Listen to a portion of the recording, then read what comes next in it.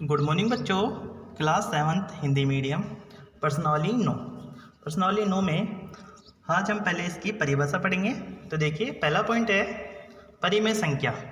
परिमेय संख्या की परिभाषा है एक संख्या जिसे p बटा q के रूप में व्यक्त किया जा सके, जहाँ p और q पूर्णांक है तथा q बराबर नहीं है 0 के, परिमेय संख्या कहलाती है। संख्याएं -2/7, 3/8 इत्यादि परिमेय संख्याएं हैं। दूसरा पॉइंट, सभी पूर्णांक और भिन्न परिमेय संख्याएं हैं। तीसरा, यदि दो परिमेय संख्याओं का हर समान है तब जिसका अंश बड़ा होगा वह परिमेय संख्या बड़ी कहलाएगी। जैसे आपके पास दो संख्या है, दोनों संख्याओं में अगर इनका हर बराबर है 1/2 और 3/2, तो देखो दोनों में हर 2-2 है, तो हर बराबर तो उनके अंश को देखेंगे, जिसका अंश बड़ा होगा वही संख्या बड़ी होगी। पॉइंट नंबर 4, प्रत्येक धनात्मक परिमेय संख्या शून्य से बड़ी होती है।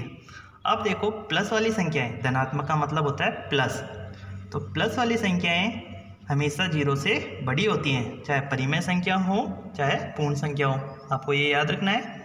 पांचवा पॉइंट, प्रत्येक ऋणात्मक परिमेय संख्या शून्य से छोटी होती है। ऋणात्मक का मतलब है माइनस वाली संख्याएं, माइनस वाली संख्याएं 0 से छोटी होती हैं।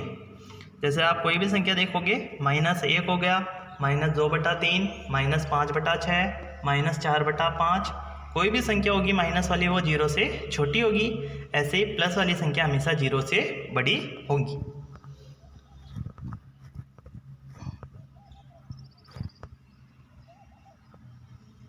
फिर देखिए पॉइंट नंबर 6, छठा पॉइंट है संख्या 0 न तो एक धनात्मक परिमेय संख्या है और न ही ऋणात्मक परिमेय संख्या है। मतलब ये हुआ 0 को हम धनात्मक संख्या भी नहीं मानते और ऋणात्मक संख्या भी नहीं मानते। 0 के आगे आपने कभी देखा है माइनस या प्लस का चिन्ह लगा देखा है? कोई चिन्ह नहीं होता, इसलिए 0 को किसी में भी नहीं गिनते, चाहे धनात्मक हो चाहे ऋणात्मक हो। फिर पॉइंट नंबर 7, हम परिमेय संख्याओं के बीच चाहे जितनी परिमेय संख्याएं प्राप्त कर सकते हैं।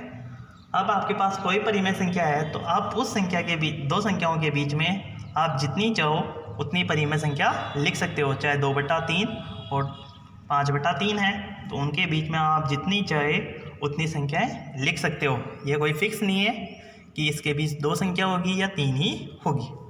फिर देखो पॉइंट नंबर 8, यदि PQ और RQ, यदि P/Q और R/Q दो परिमेय संख्याएं हैं जिनके हर समान है तब। अभी देखो ऊपर भी आपने पढ़ा, यदि दो संख्याओं के हर बराबर होते हैं और उनको जोड़ना है तो एलसीएम, तो दोनों का हर बराबर है तो एलसीएम तो वही आएगा जो उनका हर लिखा हुआ दोनों का। जैसे 1/3 प्लस 2/3 है तो दोनों का हर 3 है तो 3 ही आएगा, बस ऊपर वाली संख्या जुड़ी आएगी। हर समान है तब P/Q प्लस R/Q बराबर हो जाएगा P plus R/Q। Point number 9, AB का योज्य प्रतिलोम -A/B होता है। योज्य प्रतिलोम का मतलब है योग करने पर उल्टी संख्या, मतलब किसी भी संख्या के योज्य प्रतिलोम को अगर उसमें जोड़ोगे तो कितना आएगा? 0 आएगा। जैसे A/B का योज्य प्रतिलोम है -A/B। योज्य प्रतिलोम का मतलब यही है 1/2, 1/2 में कौन इसका योज्य प्रतिलोम क्या होगा? 1/2 का -1/2, मतलब योज्य प्रतिलोम का मतलब ये हुआ कौन सी संख्या है इसकी, उसको जोड़ने पर इसमें एक 0 आ जाए। तो योज्य प्रतिलोम मतलब माइनस का चिन्ह लगाना है आपको। जब भी आपके प्रश्नावली में योज्य प्रतिलोम के लिए बोले तो बस संख्या के आगे माइनस का चिन्ह लगा देना, ये हो गया इसका योज्य प्रतिलोम। आगे पॉइंट नंबर 10, पॉइंट नंबर 10 है AB का गुणात्मक प्रतिलोम B/A होता है। गुणात्मक प्रतिलोम, अब देखो गुणात्मक प्रतिलोम, योज्य प्रतिलोम में तो संख्या और योज्य प्रतिलोम को जोड़ने पे 0 आता है, और गुणात्मक प्रतिलोम में संख्या और इसके गुणात्मक प्रतिलोम को गुणा करने पे 1 आएगा। तो देखिए 10वां पॉइंट है A/B का गुणात्मक प्रतिलोम B/A होता है। 11वां पॉइंट, यदि A/B और C/D दो परिमेय संख्याएं हैं, ब्रैकेट में C/D बराबर नहीं है 0 के, तब A/B भाग C/D बराबर ए बटा बी गुणा सी बटा डी का प्रतिलोम। सी बटा डी का प्रतिलोम मतलब गुणात्मक प्रतिलोम। तो सी बटा डी का गुणात्मक प्रतिलोम क्या हो जाएगा? डी बटा सी। तो बराबर में हो जाएगा ए बटा बी गुणा डी बटा सी।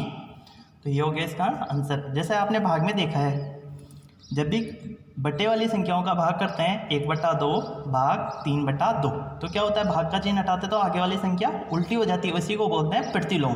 तो ओके स्टूडेंट्स, आपको ये होमवर्क अपनी फेयर नोटबुक में करना है। एक्सरसाइज 9.1 हम कल करेंगे।